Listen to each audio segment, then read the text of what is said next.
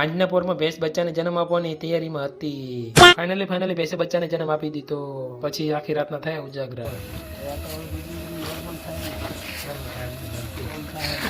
Next day હવારમાં પાડું તો દોડવાનું ચાલુ પણ કરી દીધું હતું. હવે આનું નામ શું આપું તો તમે કોમેન્ટ કરી દેજો. પહેલા તો બધા મિત્રોને happy Diwali, happy new year, બધાને રામ રામ. અચ્છા આખો દિવસ કામ કરીને થાકી ગયા ને હાંજે ફોડી દીધા ફટાકડા. જો તો ખરા મારા ભાઈઓની મોજ. ઉતલી બમને હાથમાં સળગાવીને ફેંકી દીધો. રસ્તામાં રીતની અંદર ફટાકડો ફોડવાનો છે આપણે. રસ્તામાં ખાડો કરીને અંદર મૂકી દીધો. સુતલી બમ ને સળગાવી પણ દીધો.